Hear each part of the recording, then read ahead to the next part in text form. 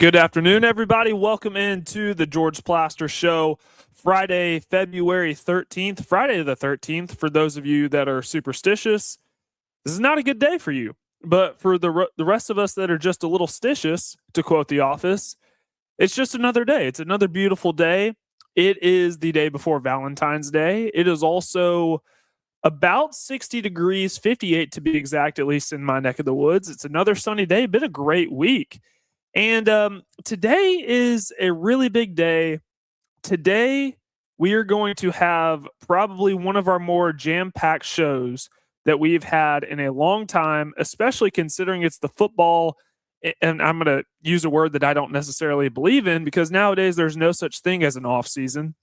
But without any football games going on, there is so much football to talk about. Trinidad Chambliss, he has received another year of eligibility. That seems to be the big topic that is kind of going around the sports world right now. We are going to welcome in Brad Logan, Ole Miss insider, at 4 o'clock to help us really unpack all of that because I'm not a legal expert. I know most of you that are listening, besides a couple of exceptions, are not legal experts as well. We're going to need somebody who was actually there at the case to help us break this down. And at 3:20, we're going to have our buddy Mark Griffin on to talk about all things college basketball.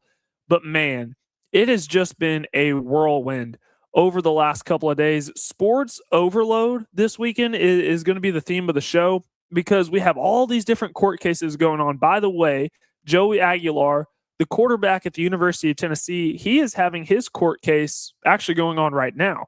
So we went from one court case to the next, as that seems to be a trend in college athletics these days. Charles Bediako, his ineligibility, that was announced earlier this week. So we have all these different judicial things going on right now in the world of college athletics. The Olympics are still going on.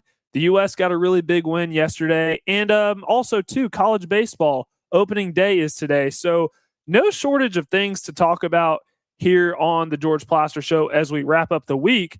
But please let me remind you that before we go any further, before we get into America's favorite update, please make sure that you're subscribed to the YouTube channel. Just go to YouTube, type in the George Plaster Show. You will find all of the videos that we've ever done here on the show. You'll find them all there on the YouTube channel. You'll find the live show that I hope you're watching right now. And anything that you may have missed, if you may have missed a show earlier in the week, you can go back and find that there. So go to YouTube, type in the George Plaster Show, make sure that you're subscribed, make sure you hit that bell icon. And it doesn't sign you up for anything. It just helps us at the show. And you'll be able to get notifications when we're going live, like we are right now, and all of that good stuff. So please make sure that you're subscribed. Let's go ahead and get into America's favorite update. So I just talked about how Ole Miss quarterback Trinidad Chambliss was granted an injunction for 2026. In simple man's terms, he's eligible to play in 2026. However, there is a slight caveat. The NCAA still has the option to appeal if they choose to do so. So technically, this is not finalized. I know that there might be a little bit more waiting involved with this. If the NCAA decides they want to appeal this, that's when things can take a little bit of a turn. But we all know the NCAA, they've lost a lot of their power. So really, what would that mean? Well, Brad is going to help us talk about that at 4. But as of right now, Trinidad Chambliss, he's eligible to play for Ole Miss in 2026. Basically, the reasoning why? A medical redshirt that he was promised in 2022 at Ferris State. He did not play during that season at Ferris State due to, I believe it was a and don't quote me on this, tonsillectomy or something going on with his tonsils. So he did not play in 2022. So this upcoming season is going to be considered his medical redshirt in his 6th year of eligibility. We'll talk about that again in the 4 o'clock hour. Joey Aguilar, his case for a 6th year. His reasoning, JUCO years should not count towards your FBS eligibility years in that 4-year window that you get. That's what he's trying to state. So that case is going on right now.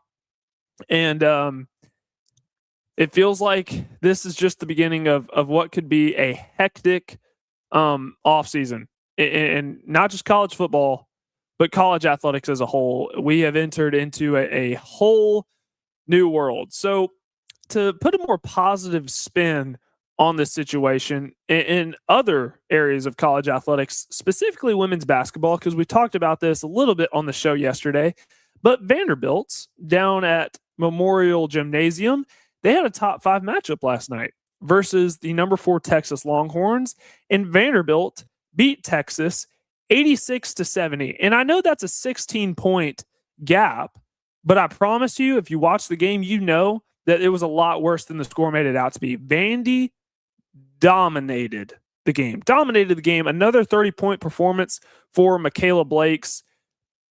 In my opinion, she's front runner for National Player of the Year.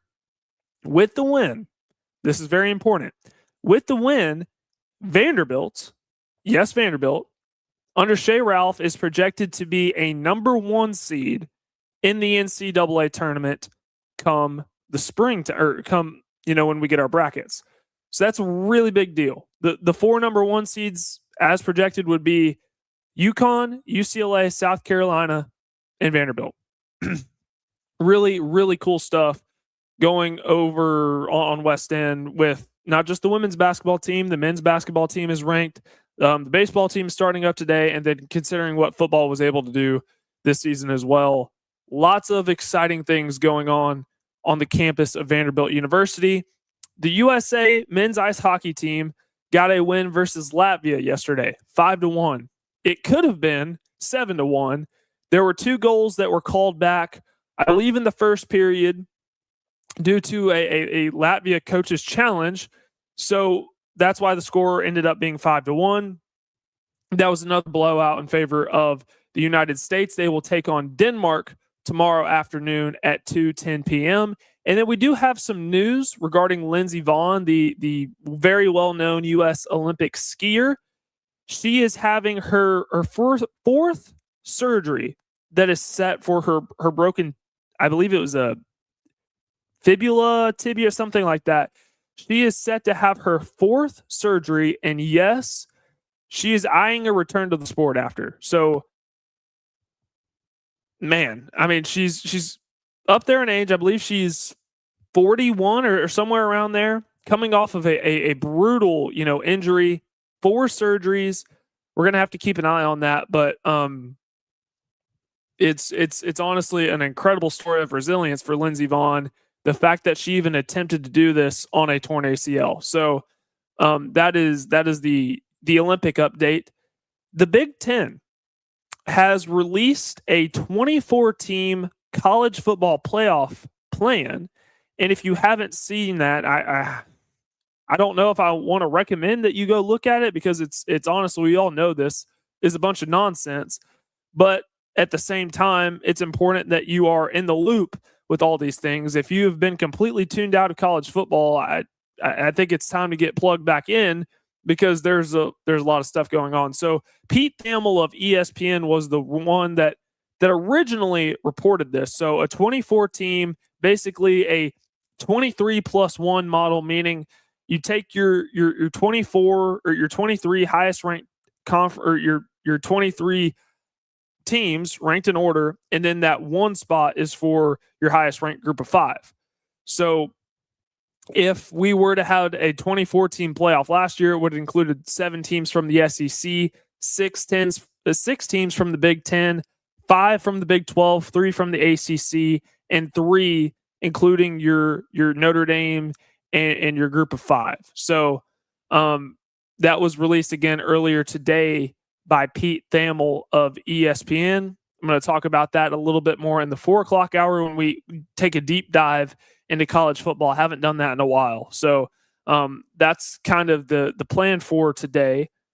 In other news, the NFL has won, and lots of lawsuit talk today on the show, but they have won a grievance against the NFL Players Association regarding the postcards that the annual postcards that they do at the end of the year, where they kind of grade, how are your facilities? How do you interact with the players' families? Those sorts of things. And they give a letter grade.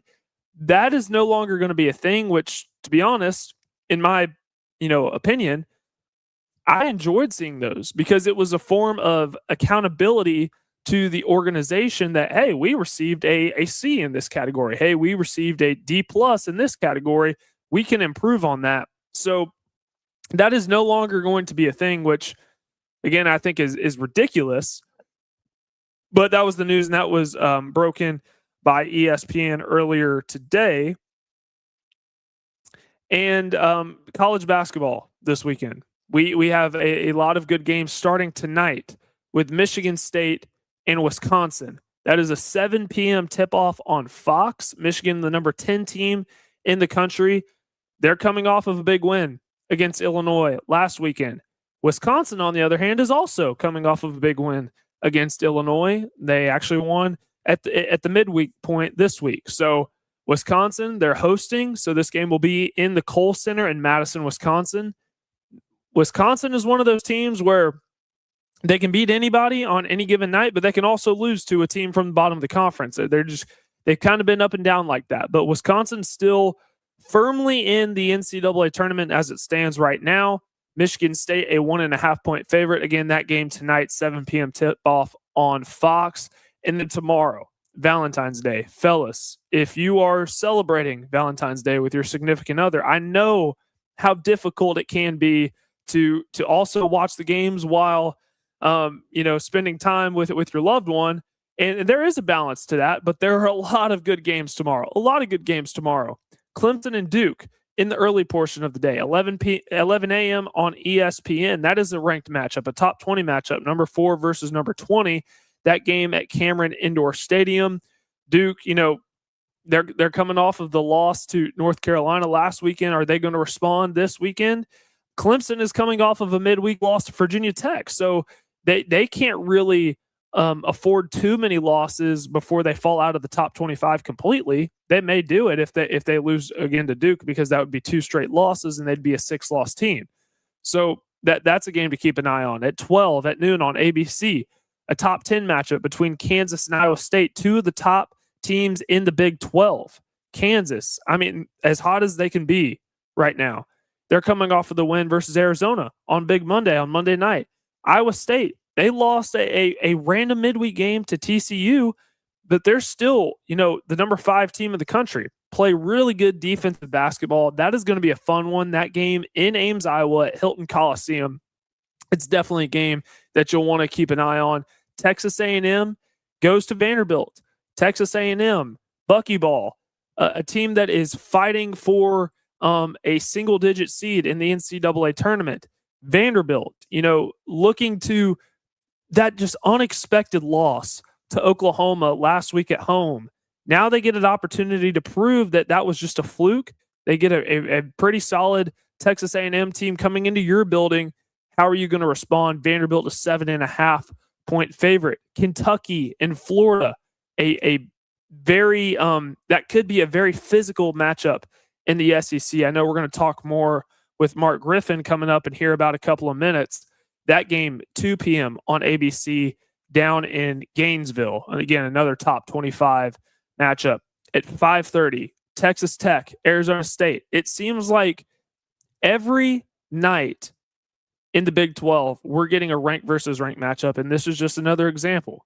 How is Arizona going to respond after their first loss of the season? Texas Tech, they've had points in which they've struggled this month. So now you get an opportunity to prove yourself on the road versus the number 1 team in America still. So, and then Virginia and Ohio State, they're playing tomorrow. That is, Virginia's ranked, Ohio State's not. Ohio State is fighting for a spot in the NCAA tournament. I believe they're one of Lenardi's last 4 in at this point. That game is in Bridgestone Arena tomorrow in Nashville. So if you don't have anything else going on, hey, go check out that game. It'll certainly be a NCAA tournament type feel tomorrow, which will be very exciting. And then in the night, Auburn and Arkansas from Fayetteville. So lots of great college basketball going on. And then tonight, actually, we got games going on right now too. College baseball. That why we're not on 94.9 The Fan right now is because Vanderbilt, they're taking on TCU in in the Shriners Children's Showdown, right? A college showdown. So that is a top 25 matchup in college baseball. So Tennessee getting ready to take on Nicholls State coming up in about 13 minutes over on the SEC Network Plus. So it is a loaded, and I mean loaded, sports weekend, and also not to mention the Daytona 500's going on. So if you're a racing fan, you're going to be occupied pretty much all weekend. So with that, we're going to go ahead and head to our first commercial break. And when we come back, we're going to talk with our buddy, Mark Griffin. We're going to take a look around college basketball for the rest of the 3 o'clock hour. Coming up at 4, we have Brad Logan, Ole Miss Insider. We're going to break down this whole Trinidad Chambliss saga. You're not going to want to miss it, I promise. This is the George Plaster Show.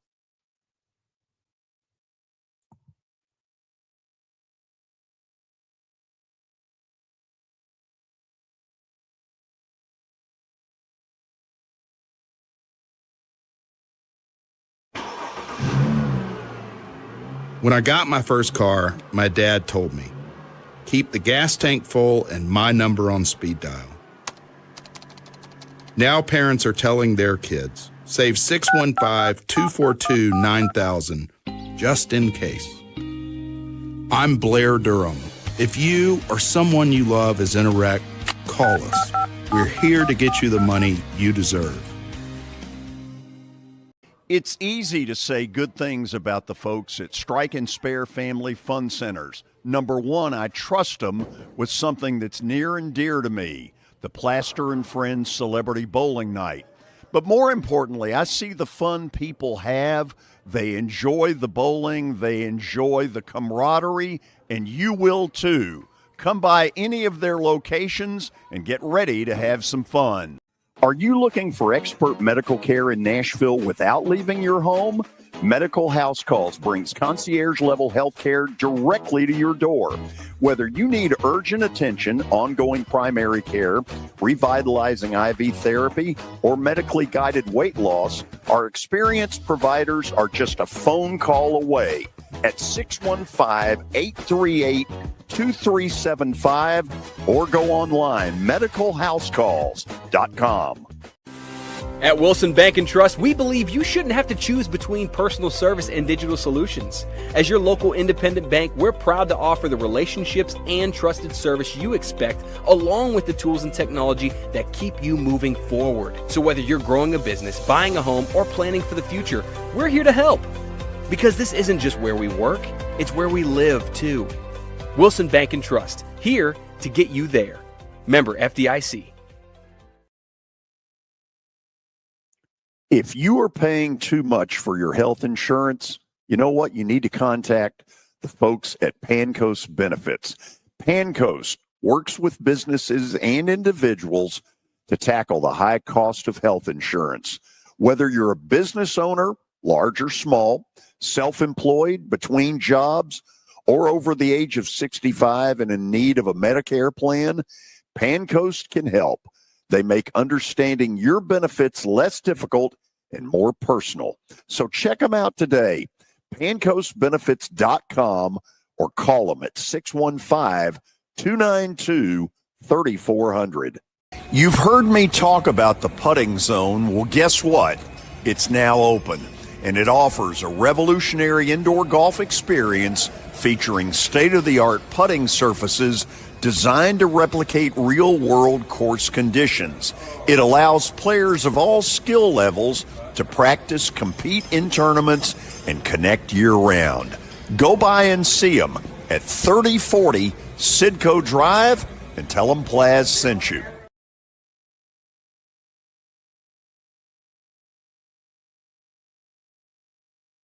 Welcome back into the George Plaster Show. And with that, we're going to go and head to out east, talk with our buddy Mark Griffin about all things college basketball. Griff, how you doing? Great, Parker. Thanks for having me on. So we got into all the legal drama yesterday with the college basketball insiders. And we're going to talk about it more in the 4 o'clock hour because I'm sure you're aware Joey Aguilar's case is going on right now. Trinidad Chambliss had his case yesterday. We're going to talk about that later. But for right now, I just want to focus on the stuff that's happening on the hardwood. Sound good?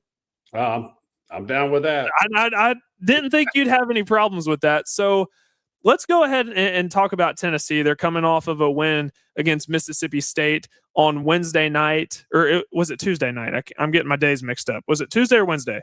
That was this week. I don't remember either. I don't remember what I did yesterday. Yeah, I guess it really doesn't matter. Some point this week.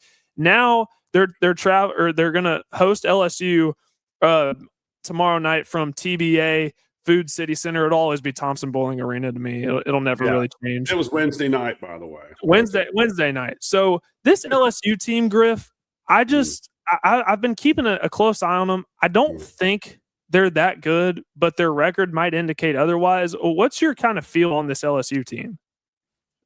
Haven't fared well at all in the conference. I think they're 2-9 in SEC play. They had a really good chance to beat Kentucky at home until that Christian Lettner-esque shot that Marino hit at the end to propel Kentucky over LSU. I think it was 75-74. Weak pre-conference schedule as well. So they really haven't played anybody. I'm trying to think who their biggest win was. I think I wrote it down. Maybe it was SMU or someone, but it's been a very, very weak schedule. Yeah, they did. They beat SMU was their only, like if SMU's a bubble team or if they're in, only team that's a threat to make the tournament outside of the conference. But at the same time, they like I said, losing the Kentucky close game, lost to A&M by 3. So they can be competitive. They are one of the weaker teams in the SEC. I hate that for the head coach who's from Oak Ridge and his 4th year. And is he on the hot seat, McMahon? I mean, you have to figure you've been to one NIT first round since he's been here, and it's not looking good. Even I think they're 14-10, but not looking good so far in the SEC. Not a lot of go-to players. You hear people that I know that are LSU fans saying they don't have NIL money, but I mean, do we really know? I just look and see what talent they have on the floor. And but is it a tough game for Tennessee? Do they let their guard down, or do they go in with the mentality that we're going to destroy LSU?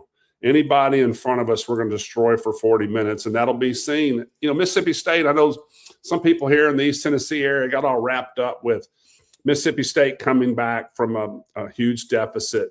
Every teams have runs, Parker. So I wasn't surprised they made a run. I was just glad, like I'm sure you and many of your listeners were, that Tennessee was able to finish that game off, because Starkville's not a fun place to play. I think it's the worst, if you want to call it an arena or coliseum in the SEC. So I was just glad they won, period. Josh Hubbard can fill it up. I mean, he was scoring most of their points, and without him, they don't really have a whole lot of help. But we're going back to LSU. There was one point in which I think Lenardi had them firmly in the NCAA tournament, but clearly things changed so much from the start of the year to now. They have 4 players that are averaging double figures. I know one player that you wanted to talk about was Max McKinnon. Yes. With Max, it's funny. I was in Australia playing basketball overseas after college, and when I saw this kid's name and it came up Australia, I'm like, oh my God, I used to watch his dad. His dad played what's called NBL, it's a National Basketball League in Australia, and was a fantastic athlete. So I'm looking forward to seeing Max play. And each week I do the most impactful transfer, pick a young man that's come from another program that is really contributed in a high manner, and Max has done that. He's come from Portland of all places, and he started off at Elon. And what was amazing to me, when the stats there is the 92.1 free throw percentage. He's number 1 in the SEC by far, but he's 10th in the nation. So I think we're going to see the ball in his hands a lot tomorrow. You're gonna have to see, Tennessee's going to really have to focus on him and not let him have a great game, or even better, get to the free throw line, because it's automatic so far, which It's a big difference from what we talked about with Tennessee free throws. And he shoots a good rate from the 3-point line. I mean, 39.3 is a very respectable percentage as well. And his senior leadership, wants to go out on top with LSU. But I just still feel really good about this Tennessee team going in, especially being a home game tomorrow. They're having what's called dark mode. I don't know what that. I mean, what if you're not wearing dark? What that means? But they're wearing the black jerseys tomorrow. Dark mode. Yeah, well, for the fans too. Fans will be dressing in dark apparently. But you'll have a great turnout. 6:00 Eastern games, perfect time. The lovers will be out with Valentine's Day, and I just hope we love this game. So Nate Ament, his growth has been on display. 16 points against Mississippi State on Wednesday night. What was your reaction with the dunk, the assist from Bishop Boswell, the behind the back pass, the throw up the lob? I about came out of my chair when that play happened. It was amazing because it's something that you don't see typically from a Tennessee program. I mean, they're very I don't even know what term I want to use. You don't see the fancy plays that or what I would just call wild plays that occur, but it wasn't like the Harlem Globetrotters or anything, because it was first of all, it was a fantastic play by the guard. I just blanked on Boswell. Yeah. For him to attack the ball mid-court and go behind the basket, and then gather the ball, and then I guess it was who was the other gentleman that had the ball? Gillespie that threw the lob. I think it was Gillespie that threw the lob to Ament. Great play. And those guys love that. I mean, I'm sure they were talking about it after the game. And then, people comment about Sports Center play of the day. I don't know if it was or not. But it was what a great transition. And the best part about that was it was a hustle play, and 3 guys got down the court. Maybe there was one defender from LSU. So I was more pleased with the hustle play than I was just the acrobatic play that occurred with Ament. I guess we haven't talked since Tennessee lost to Kentucky on Saturday night. We've been trying to diagnose this all week because, Mark, I'm so confused. Their last 4 regular season matchups against Kentucky have all been losses. The one win came in the Sweet 16 last year. Is there some sort of mental hurdle with Kentucky in the regular season when it comes to Tennessee? Well, there's definitely a hurdle. I mean, the record speaks for itself, especially when you have a 17 and 14 point deficit that Kentucky comes back from behind to win. I think it's really frustrating with a lot of the Tennessee faithful, because that's one game of the year, or one team, I should say, 2 games that we really look at. Coach speak will say every game's the same, but that's not the case. It's not the case. You have games that are bigger than others, and that one should be bigger to anyone that wears the orange and white. And if it's not, they need to be educated the importance of the history of Tennessee versus Kentucky. I hate even talking about it now. I still get approached by people asking how I felt about it.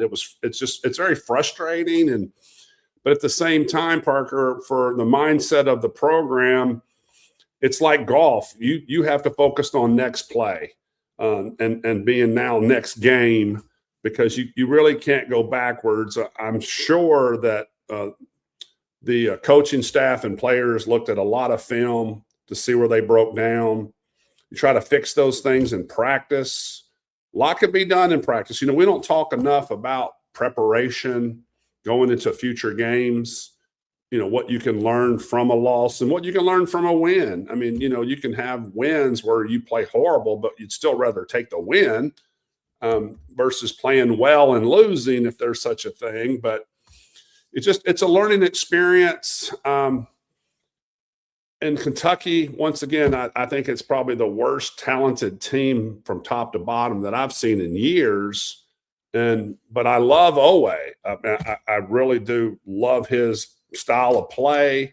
He's the best driver in the SEC getting to the basket. He's picked up his play just like Ament has, and you see that the Kentucky team have really just look to him to be that leader and just really playing well. It'll be interesting to see how Kentucky finishes up the regular season and the tournament as well. They've had some key losses. The big kid from Baylor that transferred, that was a projected lottery pick. I don't know how many games he's played, hardly any. I think I try to pronounce it Quaintance. I may butcher that. But that was a huge loss for Kentucky. So they've had to overcome, some injuries, which, every program has. But it'll be interesting to see how they fare. And I'm just glad to see that Tennessee obviously is moving on. People are talking about, well, they've got some of the easy schedule now. You can't overlook anyone, because for like even LSU, the chances of them making the NCAA tournament, unless they win the SEC tournament, they're not going. So for them to come to Knoxville, McMahon's from Oak Ridge, not even 20 minutes away. Those kids know that. So is there extra motivation to try to win one for the coach? I think there is. I think, you want to do that for your coach because it's going to mean a lot to him. I just don't think it's going to happen. I think Tennessee will win this by a wide margin.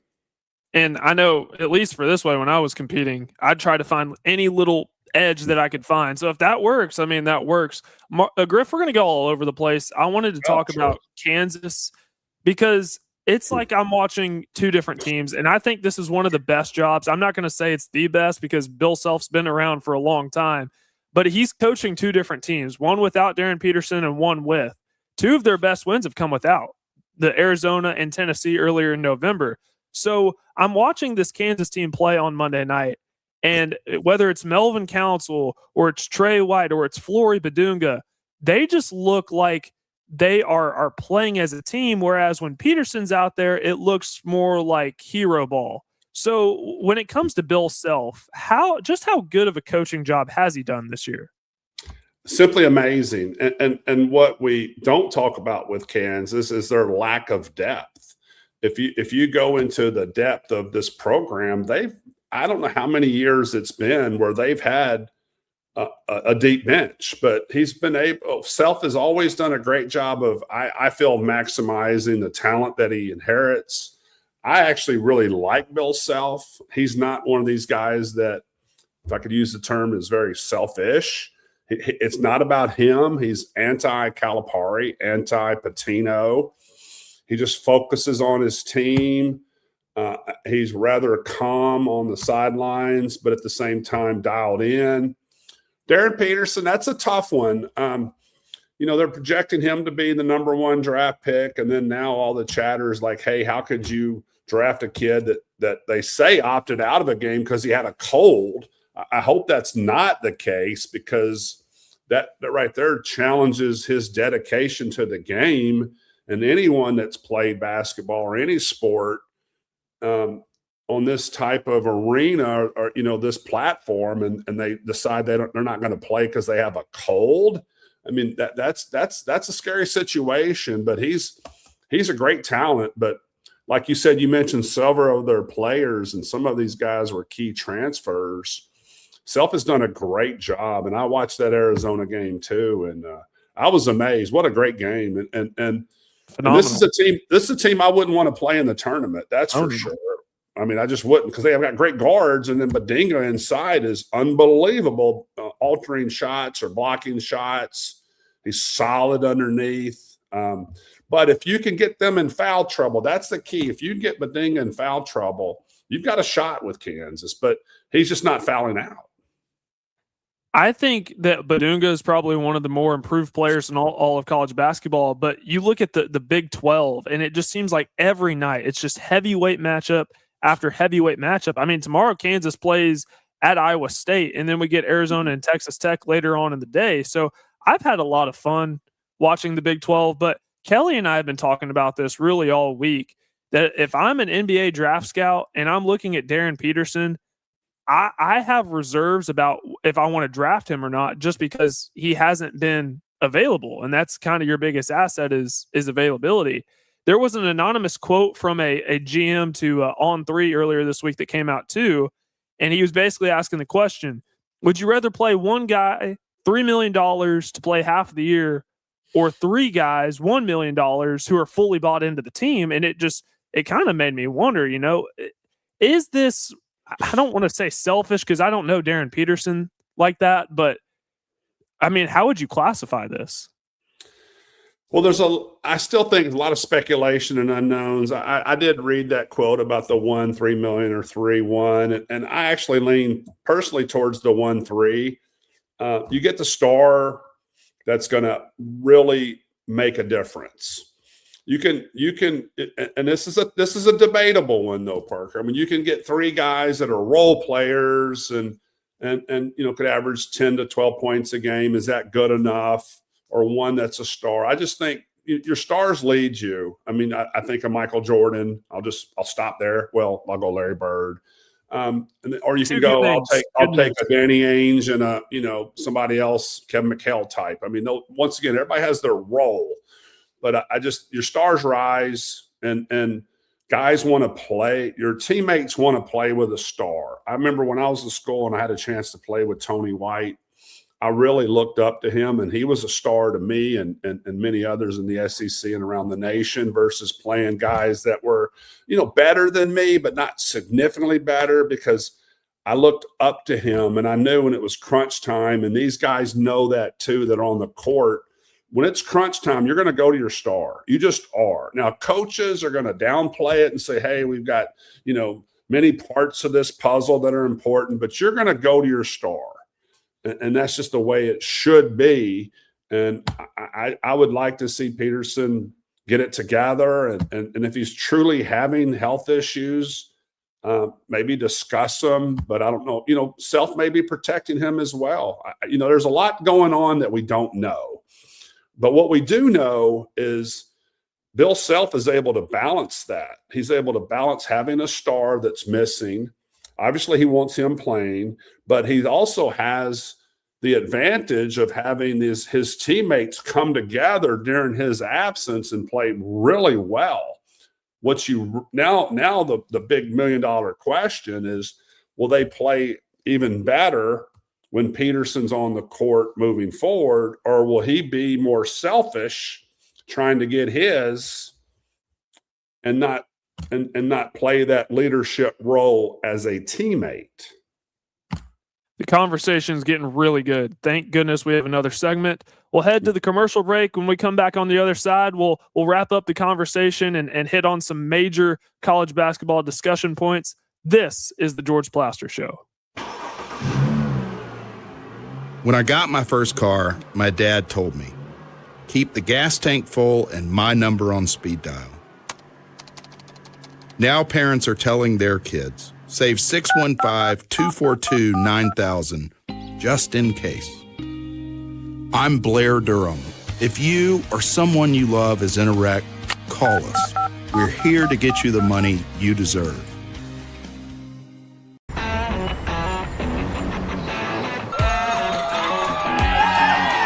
Smashville hockey. Around here, it can sound like a language of its own. But hey, if you can pronounce Demumbrian, then names like Yossi, Shea, Marchessault will roll right off the tongue. Nashville Predators, only in Smashville.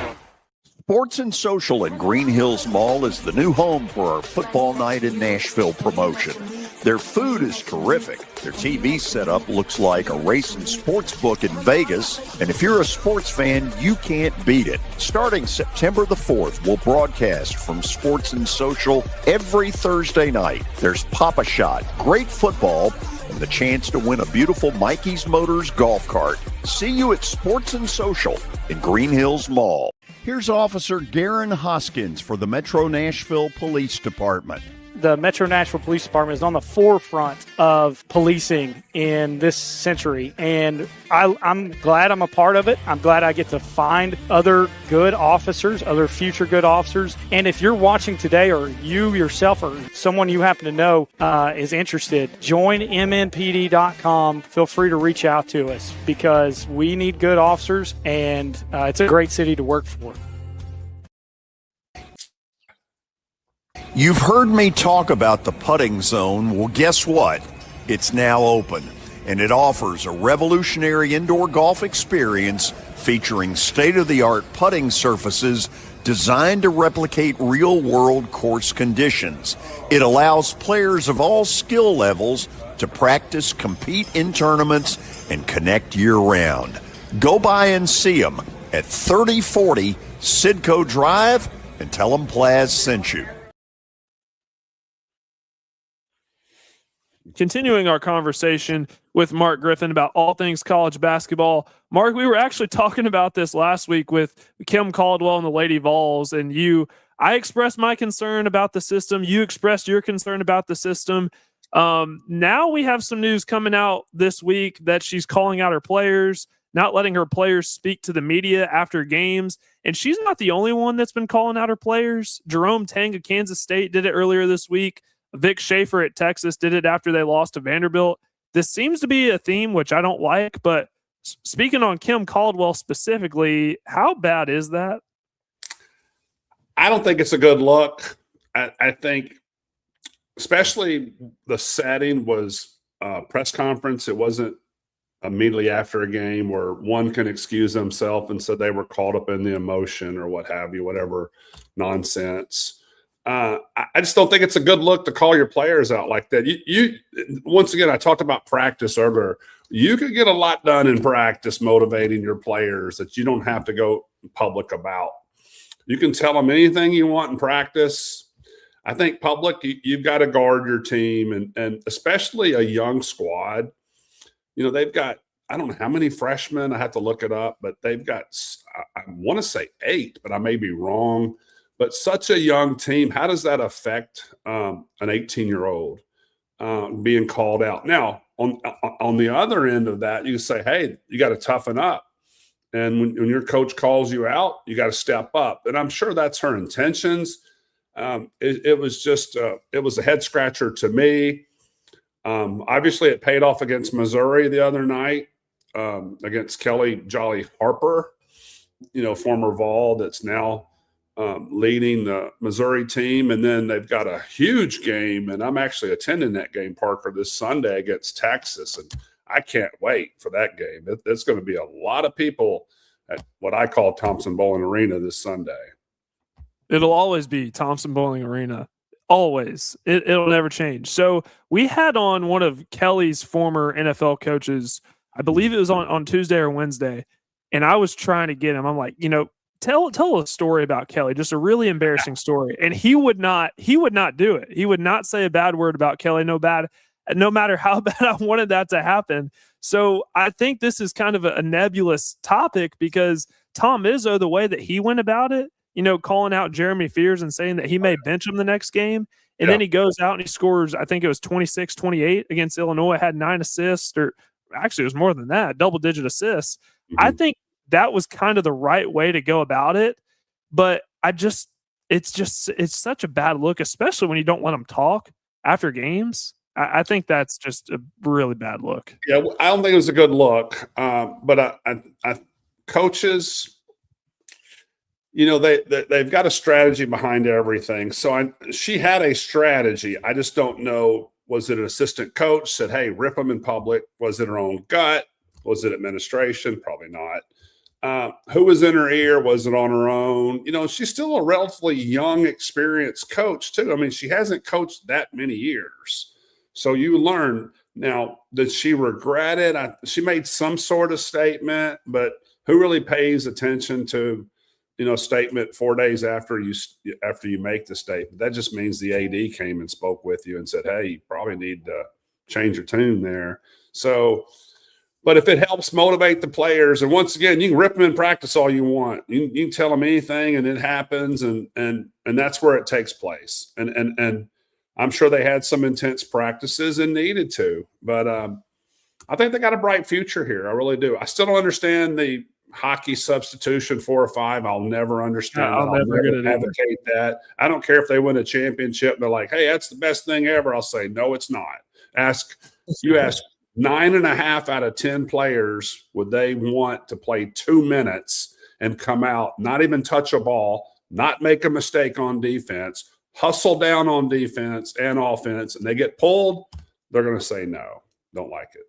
I'm in full agreement with you on that. And I've made the comparison this week about the Big Ten as a whole. I think it's really similar to how the SEC was last year. And really, it's a lot of conferences in college basketball. The Big 12 is kind of this way, where they're just beating up on each other throughout the week. You know, Wisconsin beat Illinois in Champaign. Yeah. Michigan State also beat Illinois. You have Purdue beating Nebraska, and it's just constant. You know, Michigan has all these battles against, Nebraska as well.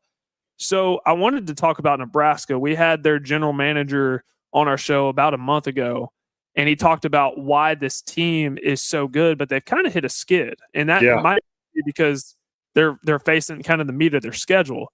But given that they've never won an NCAA tournament game in their program history, what's the ceiling for this Cornhusker team?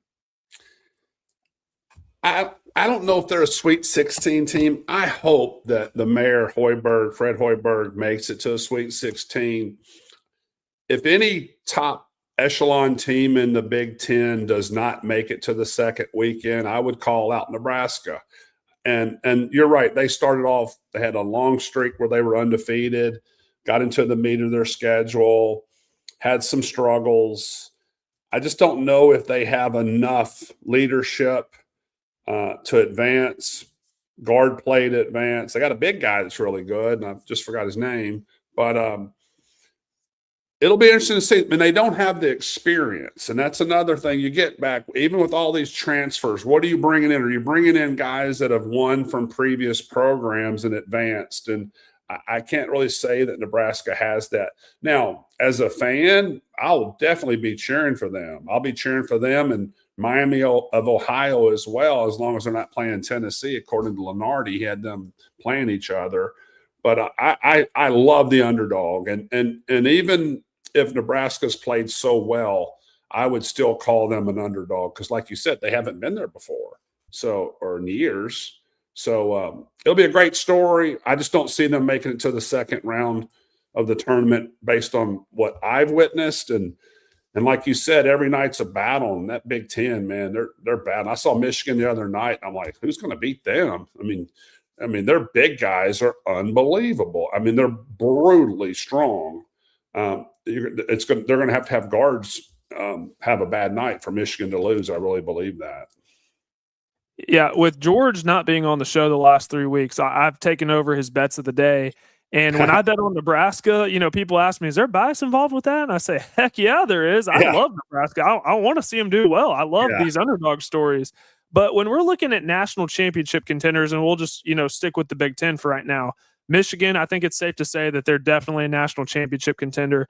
I consider Purdue one. I still think Purdue's very good. You may differ on that. I'm not sure. I do too. With the Smith kid and the lawyer that's played for like 14 years each.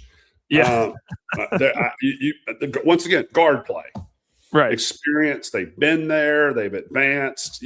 That goes a long way in the tournament because they're looking at their opponent going, dude, I've been down this road.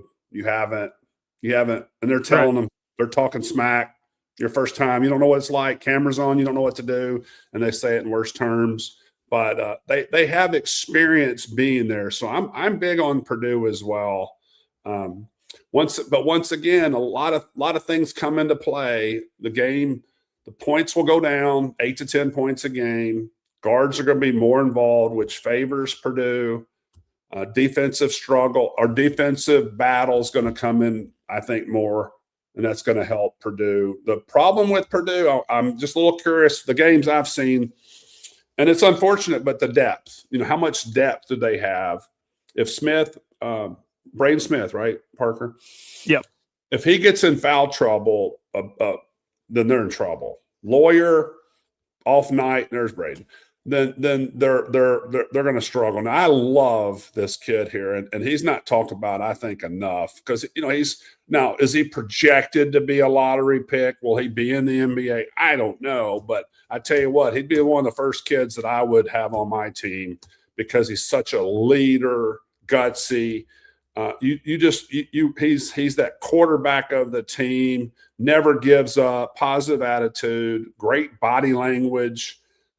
I love the kid, and I can't wait to see him play in the tournament, and I hope that Purdue stays in it. If any team in the Big Ten, Parker, that I'm cheering for, it's going to be Purdue, even over Michigan. Dusty May will have his day. I'm cheering for this kid right there on your screen. I was locked into the game versus Nebraska earlier this week, and they out rebounded Nebraska on offense 21-6. I mean, Nebraska could not get a rebound to save their lives. And I'm watching CJ Cox, a guy that I think comes off the bench, hit 3-3-pointers at big time moments in the game. Oscar Clough, you look at him and you're like, there's no way this guy's athletic. And he just made play after play down the stretch, had a big and one opportunity at the very end of the game. But what about Illinois? They're one of those teams that's kind of hit a bump in the road, losing their last two after an 11-game win streak. I think the Keaton Wagler kid is fantastic. Yeah. I just think they've hit a little bit of a bump in the road. Yeah, it makes you wonder about chemistry when you've got that much talent. Like you said, Wagler's just a kid that just came out of nowhere. And now, speaking of lottery earlier, I mean, they're saying he's definitely a lottery, meaning top 14 pick. And they've got other guys that are pros. I mean, when you've got pros, bona fide first-round pros, then there's a concern for your opponents. And they have the talent. Underwood's had success. But it's interesting, like you say, why aren't they dominating more? I don't know. I haven't seen Illinois as much as I would like to have. Saw them against Tennessee, but and in other games, because I'm on late at night watching everyone. But such great talent, and that's the great thing about the tournament this year. People are saying SEC's down and maybe they are down. I mean, they're down compared to last year, but when you contrast these styles, I look at football, and it was always like SEC athletes, Big Ten, big guys, slow but strong. And I look at basketball now, I'm like, Big Ten, strong. They have great athletes, but I don't think if you were to match them, compare them to the SEC person by person, I'm not going to say they're more athletic. But you have the contrast. So what type of style prevails during tournament time? And yes, I'm getting 4 weeks ahead of myself, but that's what everybody's working for now, is to peak at the right time, work on their flaws, come together, stay healthy. It's just going to be a great time, because I don't know if we were to say who we think is going to, who's favored to win the championship. I mean, you could pick probably 8 teams, Parker, that could win. I mean, there's not 2. I mean, there's bona fide probably 8 teams that went down the line that could literally win. And one of them that we haven't talked about, I love Houston. Love Houston. Love them. That's my pick. It's Houston. I mean, it's the same thing every year. I think that whoever their strength coach is, he deserves a raise, because it doesn't matter who comes in, he gets them right. We're going to just one last question for you. And I know we never really talk about the NBA with you, but I wanted to bring this up because I saw an article from The Athletic that talked about their tanking problem. And I know the Jazz and one other team that I'm blanking on just got fined a whole bunch of money for resting their starters in the fourth, so that they could tank to get a lot of these star freshmen that we're talking about. But Griff, the NBA has pretty much become unwatchable to me. I think the last time I watched a full game was 21, when the Bucks and Suns were in Game 6 of the finals. That was probably the last time I watched a full game. But I cannot watch the NBA anymore. And it's because of stuff like that.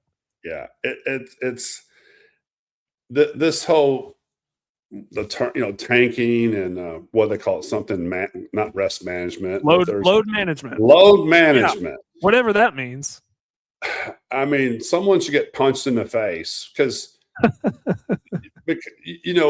and guys and and anyone, women that's played basketball at any period of time know when you have the privilege to walk on that basketball court and wear a uniform, practice jersey, your hometown bakery, if it's on the weekend, anytime you have a chance to play, you maximize your opportunity to play because you never know if that's your last time. And you have the ability to be on the court with others and experience the competition. And for them to say, oh, I'm just not going to play, I'm going to rest, or we're going to tank and get a player. And where does that come from? Does that come from upper management? What does upper management feel about this? Because they're making decisions too. I hate it. I hate it. It's funny you said about watching NBA. I haven't watched the game this year, whole game. I turned channels and looked for a couple of guys. I'm like, oh, you got traded during the trade deadline? I didn't know, because so many guys are getting traded now, and it's like NIL in a sense. It's renting a uniform for a year. I'll watch the playoffs starting the second round, but that's it. I don't care for the NBA. But at the same time, Parker, we're watching all these guys now, and we're like, man, they're going to be a lottery pick. Ament's going to be in the NBA, but next year will we watch Ament?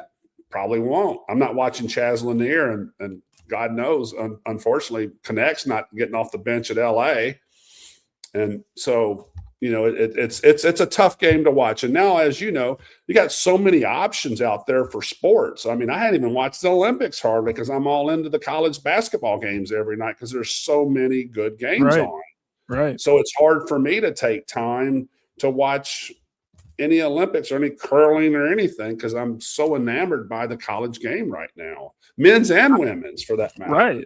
It's fascinating. I watched a little bit of the draft last year just to see where Chaz Lanier would go, to see if Jemai Mashak would get drafted. And Jemai Mashak was the last pick in the draft. And I think the Rockets might have had the pick. And then I saw him put on the Suns hat and it was traded to this team. And then he ends up on the Grizzlies. I'm like, how in the world do you keep up with all this? But Griff, I really appreciate the time. Next week, there's a likely chance that George is back with us. So fingers crossed. We'll see. Well, but always we look forward to it. At the end of the day, how much has it improved since you've taken over? That's the question. I am above 500. I will say I picked NC State to cover on Monday night, and they lost by 41. So that was a very low point. I just had to look myself in the mirror and pick up the pieces. It was bad. Oh, my. We don't have to talk about that. I've been doing good since then. Appreciate you, Griff. Yep. Thank you. Good talk to you.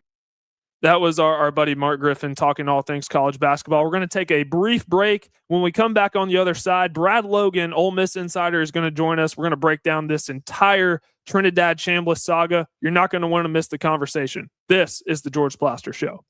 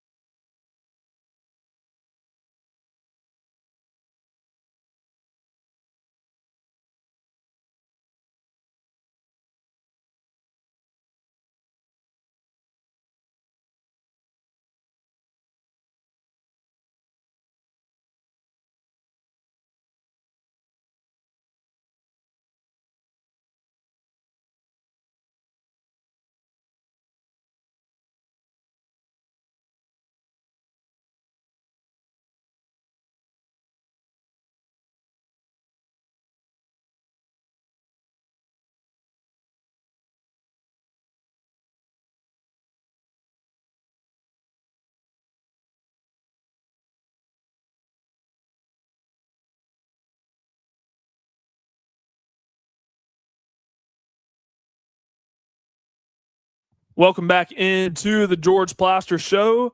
To kick off the 4 o'clock hour, we're going to go down to Oxford, Mississippi, where we welcome in our good friend Brad Logan, Ole Miss insider. He was covering the Trinidad Chambliss court case yesterday down in Pittsburgh, Mississippi. I think I'm saying that right, Brad. Correct me if I'm wrong.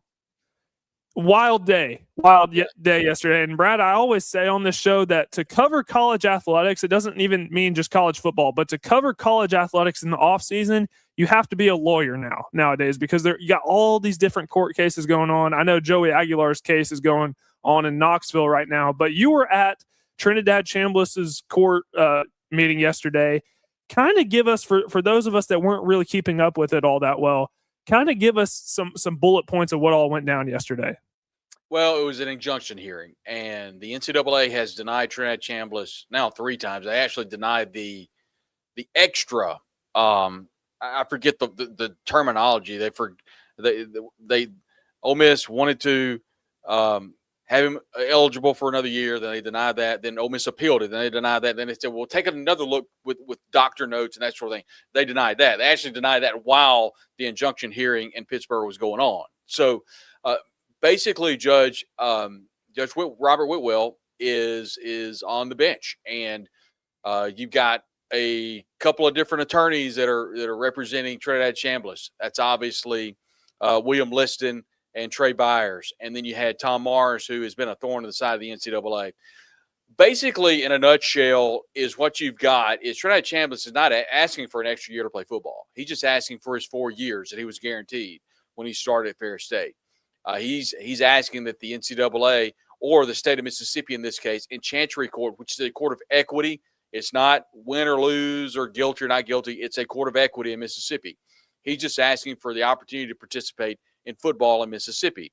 And they argued on behalf of Trinidad Chambliss that 2022 was a year that he should have received a medical red shirt.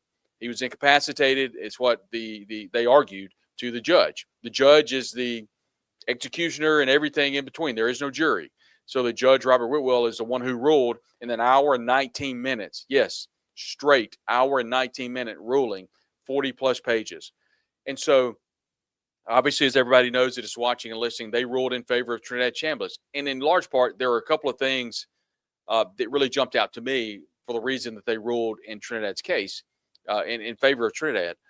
The most important ones to me is when Judge Robert Whitwell asked Trinidad Chambliss while he was actually being interviewed or being what's the word? Help me out. What do you do when you question a jury? Being questioned. And so he said, "I'm not an expert in legalese. Yeah, I don't know what half of these terms mean, Brad. I'm just done my best to try to dig around and learn. You know, we were live for 9.5 hours yesterday.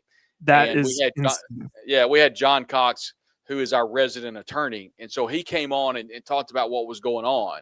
We were talking about actually the football stuff, and then I was on location in Pittsburgh doing my best to talk between John and telling everybody what's happening. So it was wild. And so basically Judge Whitwell looked at Trinidad Chambliss and said, "Son, did you play football in 2022? He said, "No, sir." He said, "Did you practice?" He said, "I practiced a little bit." He said, "But you didn't play in the games, didn't take a snap?" He said, "No, sir, I did not." "Why did you not?" He says, "Well, because they told me I was redshirted." "Who did?" "Ferris State." "Who told you were medically redshirted at Ferris State?" "Coach Tony Anise." And for those that are wondering, that's the head coach. So that kind of, sealed the case, if you will. And I don't understand, from an NCAA standpoint, how you don't see these type things. And Doug Miner, who's a fantastic attorney, argued on behalf of the NCAA. Great attorney, great guy. But he was arguing that 23 and 24 showed that he was not incapacitated in 22, and therefore he should be counted as a year that he played. And I think, incapacitated is a word that was thrown around a lot. But at the end of the day, whenever Trinidad's mom took the stand, Cheryl Chambliss, they asked her, what happened with your son? What did he tell you? He said, "Mom, I'm redshirted because Ferris State told me that I was redshirted, and Coach Anise told me that I was medically redshirted." They cited a couple things. They talked to Ford Dye, who is a board-certified olaterologist, and I didn't say that right, so you guys have to forgive me. And everybody's I'm laughing. not going to say it right either. But he's basically an ENT, and he is a highly decorated ENT. And he talked about the procedure. And another thing that I will tell you, Kelly, is whenever they ask him, "Do you have to be 100% in order to participate in college football? You think you need to practice a good while?" in every answer that was given by 4 guys, he said, this young man, if what they're saying happened to him in 2022, there's no way he could be at 100%. So that's kind of rock and roll there for a while. I think, we weren't surprised whenever the ruling was read. The Trinidad Champions will receive another year. There is an opportunity the NCAA will appeal this. Ross Downinger of Yahoo Sports immediately sent me and then posted on social channels what the NCAA responded with. It didn't say they were going to appeal the decision. It just says they didn't agree with it. I anticipated an appeal coming, so much so that I believe that's one reason that the verdict, if you will, that was read by Judge Whitwell lasted an hour and 20 minutes. He basically covered a lot of ground. And so we asked John Cox, our attorney, to come on. And in a large part, we all agreed that ruling was read and everything was read through, and it was so detailed, just in case he's covering his bases, not because of his ruling, whether it's pro or con in regards to Trinidad Chambliss. He just wanted to make sure he, as a sitting judge, was covered in case an appeal comes, regardless of what the ruling is. But it was a long day, and it was a packed courtroom in Pittsburgh, Mississippi. And for those wondering, it's a very small community. It's not even really a town. They have a post office, but that's about it. It's a fork in the road, and it's in Calhoun County, which is ironically about 5 minutes from where I live. So it was really neat to see a lot of family and friends in the courtroom, but yet again, all of the media that I work with and kind of blending those two families together. So it was a big day for Ole Miss's Trinidad Chambliss for sure. So, Brad, my understanding with all this, I played Division III football, and I know the rules for the most part in Division I, Division II are pretty similar, despite a couple of exceptions. With Division III, you practice, and that's a year of eligibility, just like that. Even if you practice, one practice. With Division II and Division I, I know that you actually have to play in games, and I know they've extended this red shirt rule where it's going to be 9, which is a separate conversation. But if Trinidad Chambliss did not play in 2022, which he didn't, I went and I checked and nothing. So if he didn't play and he was told that he gets the medical red shirt, to me, that just seems like common sense that he should be able to have this year. Am I right about that? You said something that doesn't exist with the NCAA. Common sense. Yeah. And that's my point. I was on with Chuck Oliver earlier this morning, and we were kind of breaking all of this down. And at one point, I think Chuck said, Brad, that doesn't make any sense. And I said, Chuck, that's my whole argument, is regardless of any decisions the NCAA makes, I wish that they would utilize common sense, because I think what you said is important. They're basing the fact on the Trinidad Chambliss his freshman year, participated in drills, played in games. The sophomore year in 22, obviously he didn't play, but there wasn't the proper paperwork filed by Ferris State. No one from Ferris State testified. All we know and all we can do is take the word of Trinidad Chambliss by telling us that Coach Tony Anise told him that he was receiving a medical red shirt. Other people on the team, there's documentation in the NCAA, which, by the way, I can't say enough. Taylor Askew, fantastic attorney, arguing on behalf of the NCAA. He was just kind of, pushing a ball up the hill most of the day. Doug Miner, also a really good attorney.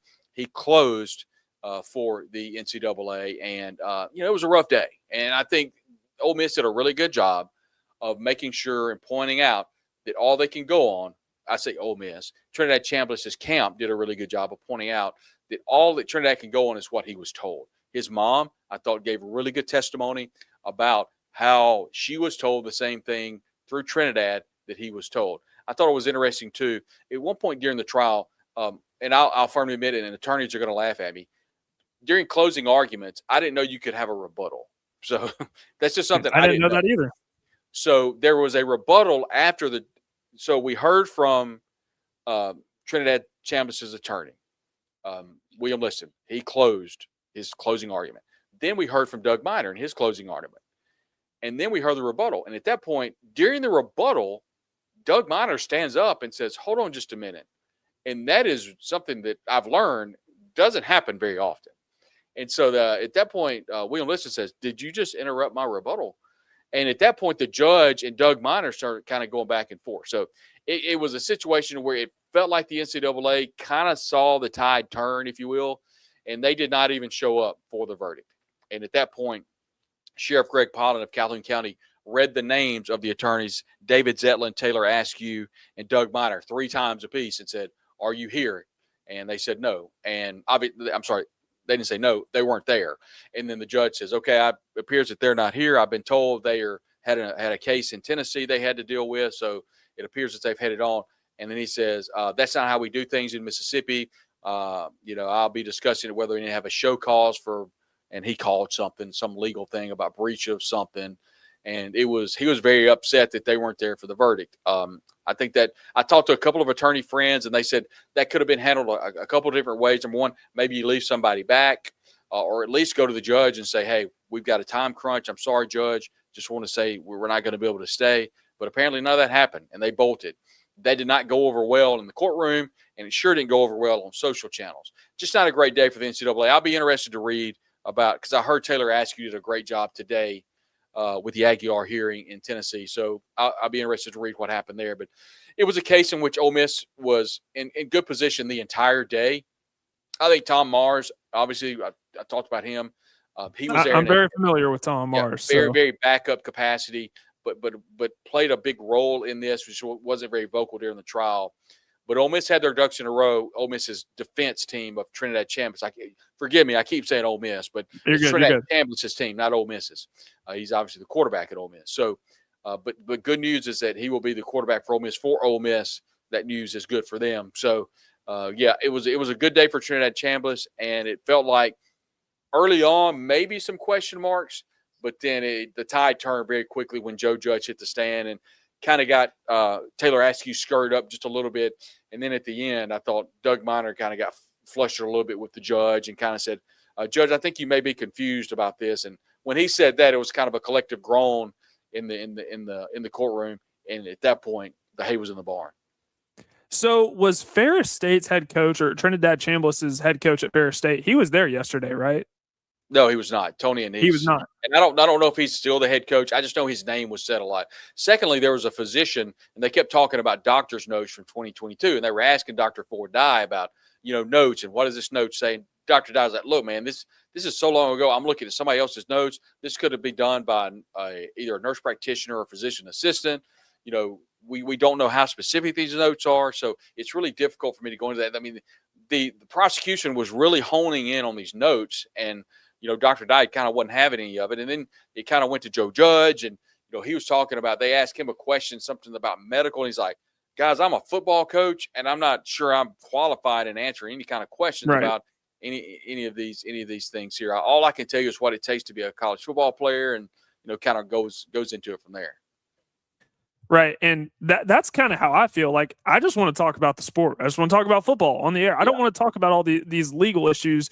But I guess I'm confused, because if Trinidad Chambliss was promised that medical red shirt in 22 by his head coach, was that not documented somewhere? Why was there so much confusion around apparently that? It wasn't documented, and apparently there's another vocal or verbal same thing about a medical hardship in 22, medical red shirt, and by another person at the university or Fair State, what have you, and there was nothing on record. And so obviously, and you have to remember too. Now, this is a quarterback that was a backup at a Division II team, so it wasn't like he was really worried about getting a medical red shirt at that point.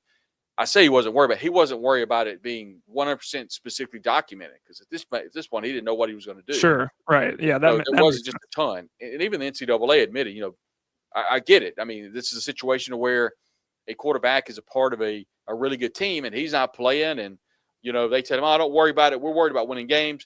Yeah, that's fine. You can medical red shirt. And all of a sudden, he gets to Ole Miss, and he just blows up. And at that point, Ole Miss is scurrying like, "Okay, hold on just a minute.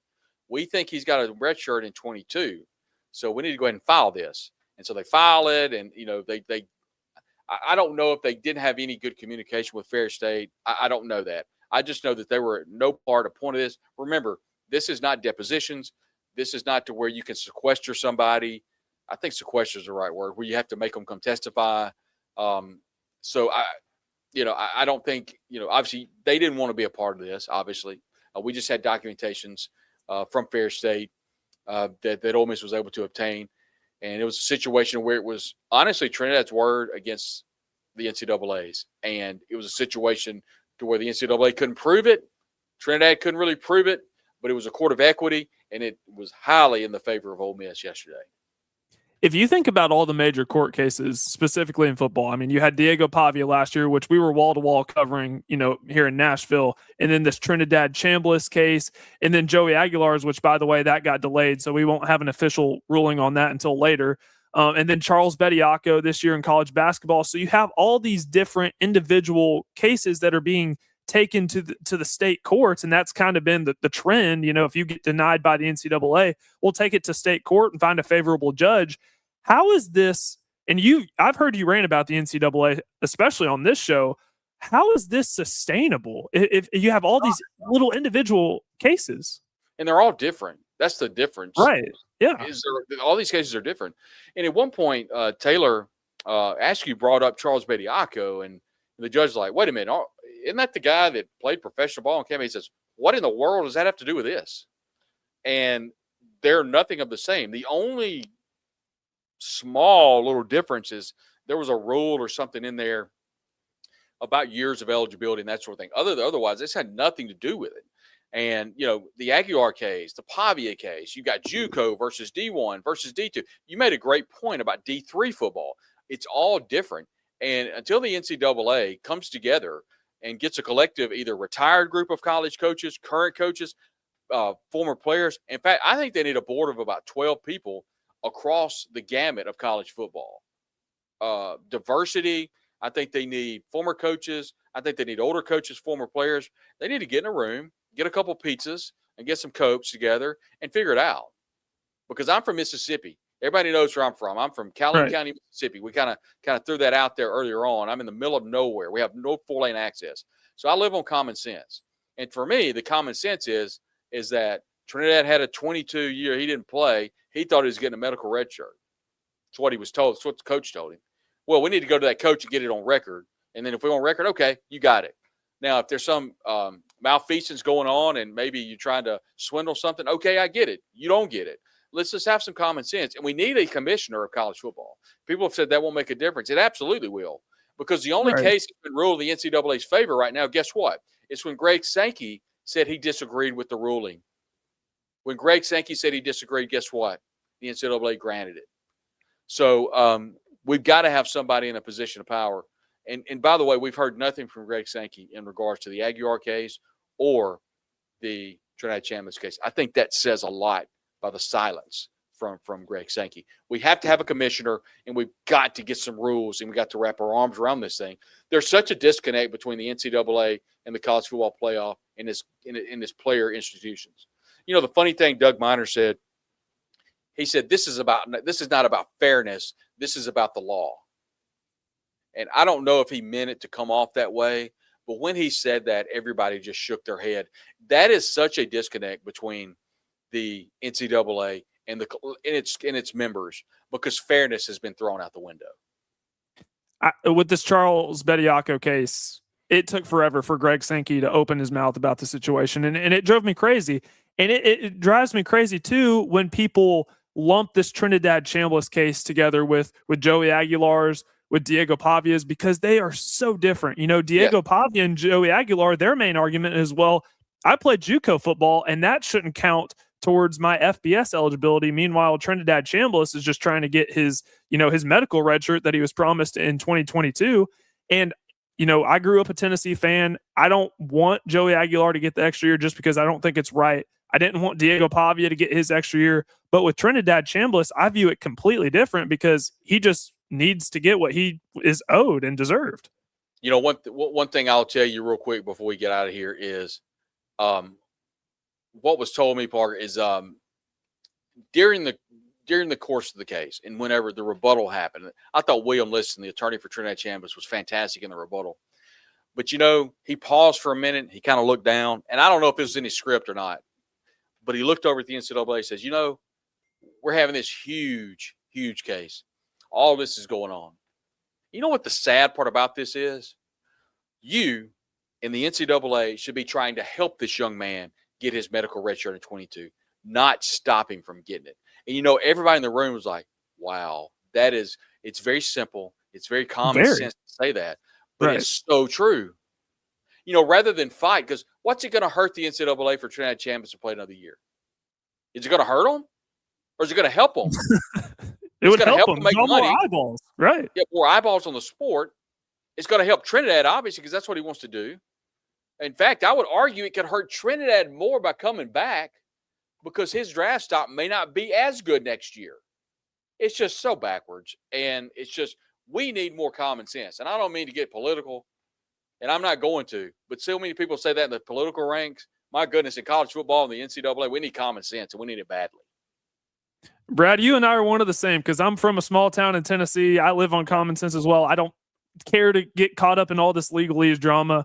Really appreciate you coming on the show to help us, try to bring some sense to all of this and break it all down. You've done fantastic work. Well, how can people find you if they haven't found you already? Yeah, well, the Logan Media Network has now joined forces with the Talk of Champions Network. So Ben Garrett and I have partnered because we're doing so much stuff together. It's like, let's just partner together. So there you can find all of our stuff on our YouTube channel, Talk of Champions. I'm still a part of the Believe in Ole Miss podcast, and everything we do there is at the Ole Miss Spirit. That's omspirit.com. Brad, really appreciate you coming on. I'm sure that we'll talk again soon to talk about all things Ole Miss athletics. Really appreciate the time. You bet. Thanks, Parker. That was Brad Logan just breaking down everything that went down yesterday with Trinidad Chambliss's case in Pittsburgh, Mississippi yesterday. We're gonna talk about it a little more, as well as some other headlines from the world of college athletics and even in the pros as well. You're gonna want to listen. This is the George Plaster Show. When I got my first car, my dad told me, keep the gas tank full and my number on speed dial. Now parents are telling their kids, save 615-242-9000 just in case. I'm Blair Durham. If you or someone you love is in a wreck, call us. We're here to get you the money you deserve. Venture Express has been helping people in this area for more than 40 years. They're headquartered in Murfreesboro with over 30 years of dedicated fleets involving production, manufacturing, and corrugated experiences. They're an asset-based company with over 700 tractors, 4,000 trailers, and 800 drivers. If you need their help, dial them up 615-793-9500 or log on to ventureexpress.com. You've heard me talk about the putting zone. Well, guess what? It's now open, and it offers a revolutionary indoor golf experience featuring state-of-the-art putting surfaces designed to replicate real-world course conditions. It allows players of all skill levels to practice, compete in tournaments, and connect year-round. Go by and see them at 3040 Sidco Drive and tell them Plaz sent you. Are you looking for expert medical care in Nashville without leaving your home? Medical House Calls brings concierge-level health care directly to your door. Whether you need urgent attention, ongoing primary care, revitalizing IV therapy, or medically guided weight loss, our experienced providers are just a phone call away at 615-838-2375 or go online, medicalhousecalls.com. It's easy to say good things about the folks at Strike and Spare Family Fun Centers. Number one, I trust them with something that's near and dear to me, the Plaster and Friends Celebrity Bowling Night. But more importantly, I see the fun people have. They enjoy the bowling, they enjoy the camaraderie, and you will too. Come by any of their locations and get ready to have some fun.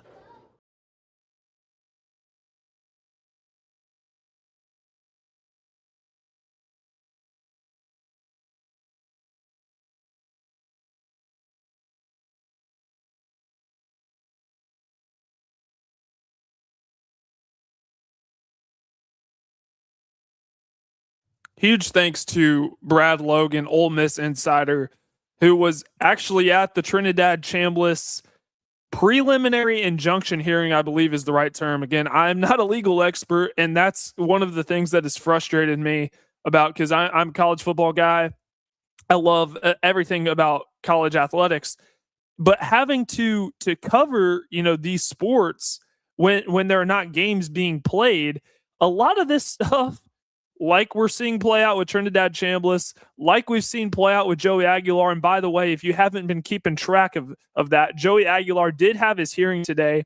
His TRO has been extended because the court ruling has been delayed, meaning they're pushing back the decision until another time. So we will not have a final result on if Joey Aguilar is going to play the 2026 college football season for Tennessee or not. We won't know quite right now. So that's being pushed back, as it seems like everything has been as of late. Diego Pavia, he had that big lawsuit trying to get his extra year of eligibility. And now, guys like Langston Patterson and some of these other college athletes are just trying to get an extra year of eligibility because Diego Pavia was able to do that last year. So we see all these different things happening in the courtroom, and it's just so frustrating because most of us did not go to law school. Most of us are not experts on all this legalese and all the big words that are being thrown around. And to be honest, when I was reading through, because as I was prepping for the show, reading everything that kind of took place with this Trinidad Chambliss, all these big words just being thrown around, just give me the simple. Just tell me plainly, is he going to be able to play or is he not going to be able to play? Just put it simply. And Brad hit on something that is so true. One thing that really, and I've mentioned this on the show, college football is far from broken. Let's just go ahead and start out by saying that. College football is far from broken. Yes, there are things behind the scenes that need a lot of work. And yes, there are people who have their hands on the wheel who should not have their hands on the wheel. And we need to get people like David Cutcliffe, somebody that we've had on the show. We need to get people like that. People like Watson Brown, another guest that we have during college football season. We need people like that in the room, people that actually love the sport, that care about the athletes, one. And something else that isn't thrown around quite as much, the fans, the people that actually draw the interest in the sport, the people that are responsible for making the sport as popular as it is. So many decisions are made in college athletics without the athletes and without the fans in consideration. And that helps kind of lead us to this point. But everything that is taken on in the courtroom, it's so unnecessary, and it's so easy to nitpick at all these little negative things because there aren't games to distract us. But clearly this Trinidad Chambliss case has been a really big deal. And it took place yesterday. You heard Brad talk about it. Over 9 hours in the courtroom. Can you imagine sitting there for over 9 hours just waiting to see if Trinidad Chambliss is going to be granted that extra year or not? And as a result of the case, he was granted that extra year. Now, Ross Dellinger of Yahoo Sports does a great job covering all this. In addition to Brad, they kind of tag teamed on this yesterday, but Ross Dellinger has done a fantastic job kind of breaking down the simple of all this. So the NCAA, they can appeal it if they choose to do so. They put out a statement yesterday, and it does not sound like they have appealed yet. I'm not sure if an appeal is going to come at some point sooner rather than later. I would not be surprised, but I also wouldn't be surprised if their appeal ultimately doesn't end up going anywhere, because the NCAA, they keep getting taken to court and they keep losing, and you lose your power. I've made this point when George was on the show, with Kelly. If you've ever seen the movie The Blind Side, and Michael Orr was taken into that room and he was being interrogated by the NCAA. Do you remember how on the edge of the seat you were while watching that scene? Because I can remember how on the edge of my seat I was. I was nervous. I was nervous for him. That's how it used to feel.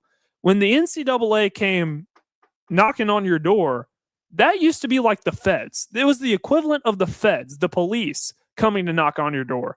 And now you don't agree with something, you can sue them, you can take them to court, and oftentimes you'll win. So Trinidad Chambliss was denied several times. I think it was 3 or 4 times he's submitting his request, denied.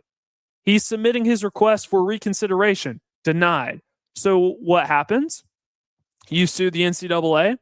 You take them to court. You find a favorable court judge in your state. That's why they went to Pittsburgh. I guarantee none of you have ever heard of Pittsburgh until yesterday. I know that I haven't. So you find a judge that is going to rule in your favor, and that has kind of been the trend. Joey Aguilar, he's going to a Knoxville County Circuit judge. Diego Pavia, found guys in Nashville. That's kind of been the trend. So, but these cases are so different. They're so different. With Trinidad Chambliss's case, and it would drive me crazy because I know there have been several people out there. Well, if Trinidad Chambliss gets an extra year, if Joey Aguilar gets an extra year, heck, even Diego Pavia when he got the extra year, it's so bad for the sport because these guys are playing until they're 23, 24, 25 years old, and you have all these young guys who have come out of high school. When are they going to get their chance to play? I understand that. I understand that sentiment, and that's why I don't think Joey Aguilar should get his extra year. I didn't think Diego Pavia should have gotten his extra year. Why? Because it doesn't make any sense that, their case for why they should be getting the extra year is, well, my junior college eligibility should not count towards my FBS eligibility. And you've heard us, on the show talk about with Mike Organ of the Tennessee and going back and forth on this, should JUCO years count? Should they not? I believe that they should count because why? That they always have until as of recent, but also, your JUCO credits, the classes that you take while you're in junior college, those credits are able to transfer. But with athletics, it's a completely different. It's too nebulous. So no, I don't think that it should count. But Trinidad Chambliss's case is completely different. He did not play a snap in 2022. He didn't appear in a game. He didn't dress. And his coach told him that, hey, you're going to get the medical red shirt for this year. So common sense would tell us, right? That's really all we have to rely upon right now. Common sense would tell you that if I was promised something in 2022, if I didn't play, well, the rules state that I should be able to get that extra year. And that's all Trinidad Chambliss was saying. So his case is completely different from Joey Aguilar's, completely different from Diego Pavia's. Pavia and Aguilar's case are almost the same, but you have Trinidad Chambliss' case who's on the opposite end of the spectrum. So it is completely different. So I was in personal favor of Trinidad Chambliss being given this extra year. I am not in favor of guys like Joey Aguilar and Diego Pavia. And I think it's so interesting, we've seen this kind of shift, where guys used to sue in order to be able to leave college earlier so that they could get a head start on their pro careers. Now we see guys suing to stay in college longer. And that just kind of shows you the shift in the landscape, right? NIL, you can make more in NIL money than a rookie contract. Let's take a Dylan Gabriel, for example, making, just over $1 million per year, a third-round draft pick.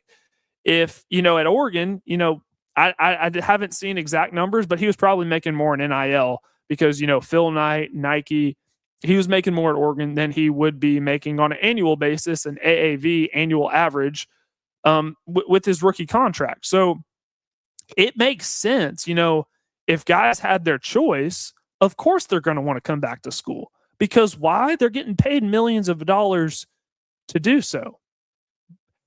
I think Brad Logan brought up a great point. And it's something that, George has brought up. It is something that we have brought up, on this show. We need a commissioner. We need a commissioner of college football. We need, I believe each sport could benefit from having their own commissioner. College basketball has their own, and the Olympic sports have their own. But with college football, our leaders or the leaders in place, oftentimes you don't see them. And there's a reason for that. They're nameless, they're faceless. College football suffers from what I like to refer to as drive-by leadership. And what that means is whoever's in charge, They come in and they make decisions because they know that, hey, in 4-5 years, I won't be here. So this isn't going to affect me. So why don't we do this? That's why, we have conference realignment. That's why there were no guardrails with NIL when it was first introduced back in 21. That's why transferring has gotten out of control. I've watched college basketball games this year where there have been players at 4 institutions in 4 years. How in the world is that sustainable? Because the reality is some of these guys aren't going to be first-round NBA draft picks or first-round NFL draft picks. They may not even make it. So at some point, life happens to all of us, and they're going to have to go out and get a job. Well, if they get a job that's starting, they're starting out making $50,000 a year for a starting salary, I'd say that's pretty decent. But it's not what they were making in college, right? Because you're able to make millions of dollars in money when you're in college now because of NIL. So you're starting out at your entry level job, you're making $50,000 a year, and you're like, wait a minute, I could go back to college and I could be making millions of dollars. What is that teaching us? What is that teaching these student athletes?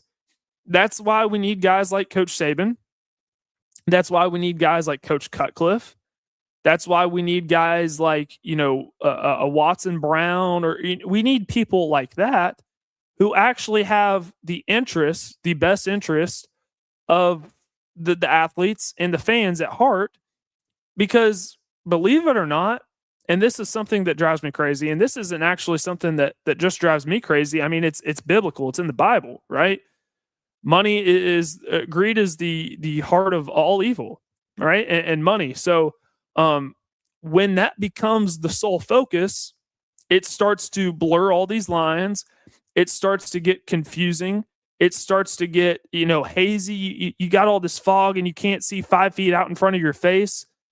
That's how we get to the points that we are now. And I know I'm just railing against the NCAA. I know I'm railing against the powers that be, but the truth is we need a college football, commissioner who is going to stand up, to put his foot down, to make decisions that are in the best interest of the athletes and the fans and the people that make college football so great.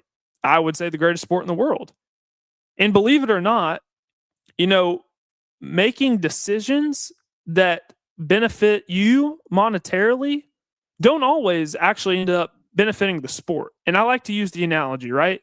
That if you turn on the stove and you put your hand on the stove, you turn the burner on high, you put your hand on the stove. At first, it's not going to be hot, but you wait 5 minutes, you wait 10 minutes, you wait 15 minutes. Eventually, that stove is so hot that you have to remove your hand. And that's kind of like when people present the argument of ratings. Well, you look at the national championship, it had over 30 million viewers. That's awesome. College football is definitely by far the second most popular sport in the NFL or in the country, right behind the NFL. And that's because people are watching it, and that's great that there are eyeballs. But if you start to remove layers of what makes college football so special, you start to peel back layers, and I'll use this example as well. Think about National Signing Day. Do you realize that National Signing Day was 9 days ago? National Signing Day, when I was a kid, used to be like a holiday, right? Because you have all these stories, you got all the hats on the table and kids committing. Now they all commit during the early signing period, they early enrollee, and verbal commitments don't mean anything. Heck, even signing national letters of intent barely mean anything anymore.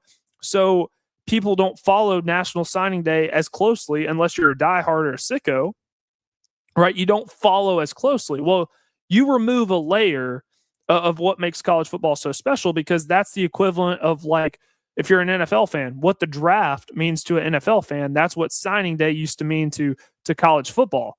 Well, if you keep removing layers, eventually you're going to dilute the product so much that you're going to lose those ratings. So that's what I'm talking about. You know, the stove is hot right now, but the stove, you just turned the burner on. The stove is not hot yet, but eventually it's going to heat up. So we need people in the room that are going to be making these decisions that ultimately have the best interests of the sport, have some common sense, are benefiting the athletes, and are benefiting the fans. We need people like that in the room, and that's going to help so much. One quick thing that I wanted to hit on as well is you have this idea that's being thrown around, right? And now we've seen actually something physically. If you're a visual learner like I am, and you saw what Pete Thamel put out on ESPN today about the 2014 playoff that was proposed by the Big Ten, you saw what was out there on Twitter about this 2014 playoff. Well, there is actually, you know, visible proof of what that would have looked like last year. And there are a lot of people that want to expand this thing to 16. Do I think that would ruin the playoff? No. But I think most of us are in agreement that 24 teams is way too far. One, because there is this principle of scarcity. And what that means is too much of something can be bad, right? You eat too much fruit, right? Fruit's good for you. But if you eat too much of it, it can be bad for you. Well, football is so special, and whether that's college football or the NFL, football is so special because it's here and then it's gone. But when the fall rolls around, you know that signifies the start of football season and football season as a whole, and it's an exciting time. But then when it ends, yes, it's sad because football is over, but it gives you something to look forward to, and that just brings back the whole new levels of excitement. Well, the big reason I have such an issue with drawing this thing out, right, this college football playoff, the national championship game next year is not going to be played until January 25th. We're drawing that thing out way longer. I believe it's November 13th of next football season, next college football season is going to be on the calendar. It's going to be the halfway point between the start of the regular season and when we finish in January, which is absurd because the principle is scarcity, right? But if you expand this thing to 24 teams, I'm just going to put out my case very simply. College football is different from any other sport in the world. That's what I believe. You may not agree with me, but that's what I believe. College football is my favorite sport. I see it as different than any other sport in the world, and that's because you have 12 regular season games, primarily played on Saturdays. You have 12 regular season games, and this is how I view college football. This is kind of my college football worldview. The regular season product is my favorite my favorite sporting event. It is my favorite time of the year. Are those 12 guaranteed Saturdays that I'm promised in the fall to view college football. It's not the playoff. The playoff is not my favorite part of college football. It is just an added bonus. It is like a hot fudge sundae, the whipped cream and the cherry on top. To me, that's what the college football playoff is. The fact that we get to have a playoff to eventually crown a national championship, that's the cherry on top. But the best part, right? The best part of the banana split, the bananas and the ice cream, that is the college football regular season, because that's when the true pageantry is there, right? Your home environments, right? The getting to go to the games, the tailgating, the rivalries, the matchups, the implications once you get to conference play. I want to put as much value on the regular season as humanly possible. If we have a 24-team playoff, and this is why I was against expansion in the first place, because I knew this was coming. If you have a 24-team playoff, you can afford to lose 3 or 4 games and still make it in. And I don't like that, because as a competitor, again, what is my goal here? I'm wanting to put as much value on the regular season as humanly possible. It used to be back in the 4-team era, you lose 1 game and your season might be done. You lose 2 games, your season's definitely done, right? I want to put as much intensity, as much urgency is the right word. I want to put as much urgency on the regular season as humanly possible. If you expand this thing to 24, you could have you could have teams resting their starters in meaningful rivalry games. Not saying that could ever happen. It definitely could, right? But I wouldn't want to see that. I would not want to see that. I wouldn't want to see you're watching Texas A&M, and Texas is, sitting there at 11-0, and they can afford to lose this game, so they rest their starters, and it's a rivalry game against Texas A&M, and you're resting your starters. The fans would not want to see that, and that is something that could happen if you expand this thing to 24. Heck, it might even happen if you expand this thing to 16. It could have happened this year. It could have happened in the playoffs. Do you realize that Oregon played their third stringers in the game against James Madison? And that is a college football playoff game, right? So these are all reasons why I was an anti-expansionist, and I would be fine just sticking at 12, right? We can make this work. There's some things that we just gotta fix within the framework and the structure of the 12-team playoff. But we're running out of time here on the show. I've got a parlay of bets that I need to get to on the other side. This could either go really well, or this could either go really bad. And depending on how some of my bets have gone, I'm going to need a lot of prayer. But we'll get to that on the other side of this commercial break. This is the George Blaster Show. When I got my first car, my dad told me, keep the gas tank full and my number on speed dial. Now parents are telling their kids, save 615-242-9000 just in case. I'm Blair Durham. If you or someone you love is in a wreck, call us. We're here to get you the money you deserve.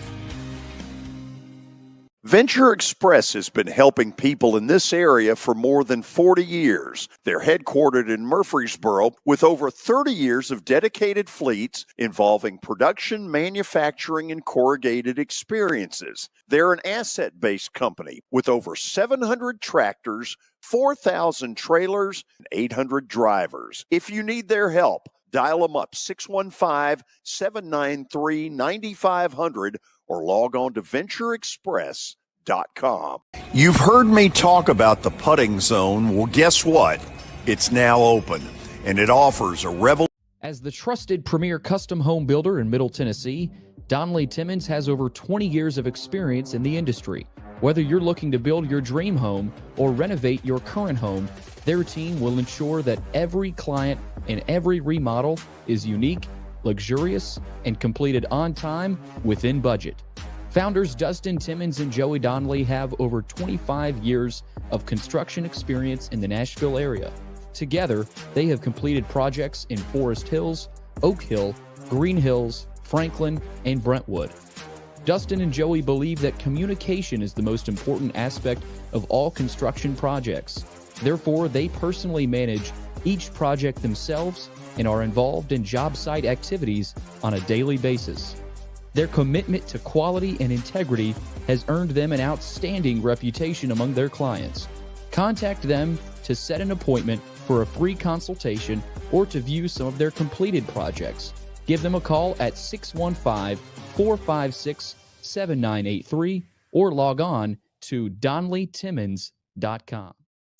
If you are paying too much for your health insurance, you know what? You need to contact the folks at Pancoast Benefits. Pancoast works with businesses and individuals to tackle the high cost of health insurance. Whether you're a business owner, large or small, self-employed, between jobs, or over the age of 65 and in need of a Medicare plan, Pancoast can help. They make understanding your benefits less difficult and more personal. So check them out today, pancoastbenefits.com, or call them at 615-292-3400. Sports and Social at Green Hills Mall is the new home for our Football Night in Nashville promotion. Their food is terrific. Their TV setup looks like a racing sports book in Vegas. And if you're a sports fan, you can't beat it. Starting September the 4th, we'll broadcast from Sports and Social every Thursday night. There's Pop-A-Shot, great football, and the chance to win a beautiful Mikey's Motors golf cart. See you at Sports and Social in Green Hills Mall.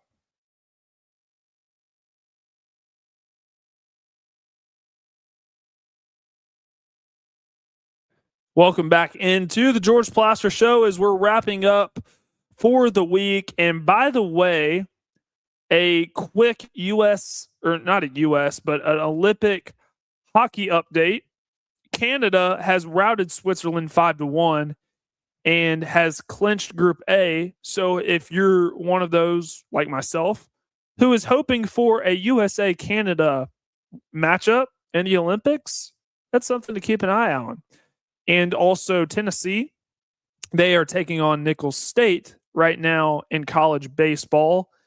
That they are in the bottom of the fifth, and Tennessee is up 5-0. I have not checked the Vanderbilt score, but I know that they are playing TCU in the Shriners Children's Showdown. I believe that game is still going on right now. So college baseball in full swing. That score is tied 1-1 in the bottom of the fourth. I'm going to end the show the only way I know how. And that is my weekend bets. Lord help me. I am 13-11 since I have taken over. I got a win last night with Belmont as they downed Iowa or Northern Iowa. That's right. That's who they played. So I am 13-11 overall. Now let's look at my parlays. So tomorrow, the U.S. This is my first ever hockey bet. The U.S. takes on Denmark at 2:10 Central Time. That can be viewed on Peacock or NBC, or I think it's even on the USA Network. So they take on Denmark tomorrow. Again, if you're rooting for the U.S. to take on Canada, that's a game that you're going to want to watch, because if they beat Denmark, that increases the likelihood that they will play Canada. So I'm taking the U.S. money line versus Denmark tomorrow. Great slate of college basketball as well. Clemson and Duke. So that game being played at Cameron Indoor.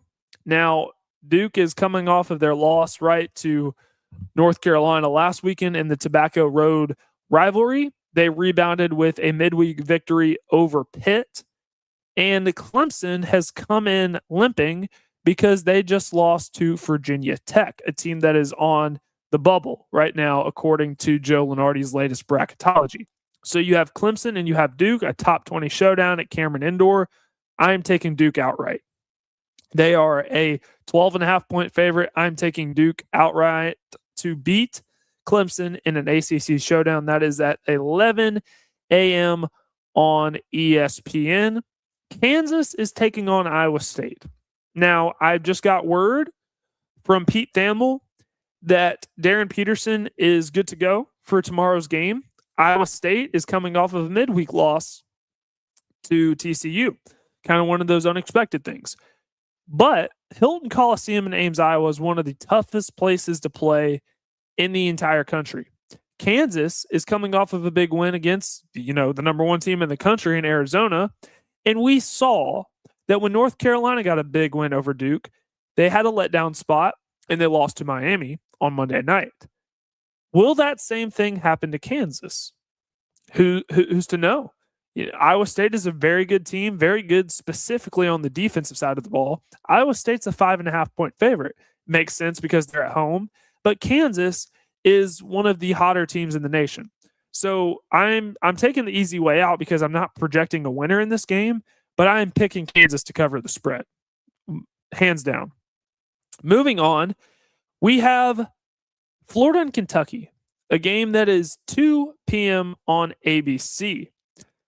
Kentucky's very hot and cold. Now, they have 7 losses, 6 of which have come to ranked opponents, so their losses are to good teams. Florida has beaten their last 4 opponents by an average of 29 points. They are a big favorite tomorrow in Gainesville. I'm going to say that trend continues, and they cover the 11.5 versus Kentucky. Arizona taking on Texas Tech. I don't think Arizona's losing two in a row. That game is in Tucson, right? And Texas Tech, They've had their struggles in the month of January and early February. I'm picking Arizona outright to beat Texas Tech. And then the last leg of this parlay is Virginia and Ohio State, that game being played at Bridgestone Arena. So if you don't happen to have a Valentine, that's okay. Make sure you go on over to Bridgestone Arena and check out the basketball that's going to be played, because that is an NCAA tournament. It will be an NCAA tournament type of environment. Virginia, firmly in the field. They're ranked 15th, 21-3 on the year. Ohio State, I believe, is one of the last four in, according to Joe Lunardi. So they're trying to increase their resume.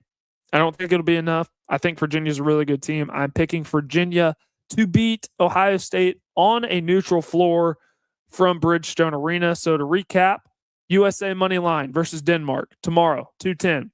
Duke money line versus Clemson. Kansas plus 5.5 versus Iowa State. Florida minus 11.5 versus Kentucky. Really big spread, but I'm confident in that one. Arizona money line versus Texas Tech. And Virginia money line versus Ohio State. And those are my weekend bets. Really great show today. Really appreciate Mark Griffin coming on at 3:20 to talk about college basketball. Always a fantastic conversation. Love Griff. Love when he comes on. Love getting the chance to talk about college basketball. Brad Logan, who was at Trinidad Chambliss preliminary injunction hearing down in Pittsburgh, Mississippi. Really appreciate him coming on to kind of help us break down that whole situation. It's been a really great show. If you haven't already, please make sure that you're subscribed to the YouTube channel at the George Plaster Show. You'll never miss an episode. You'll get all the previous, recordings there. You'll get notifications when we're going live like we are right now. So it doesn't sign you up for anything, just helps us. We'll talk to you again on Monday. Hopefully George will be back with us. But until then, take care. Have a great weekend. God bless. And we'll talk to you on Monday on the George Plaster Show.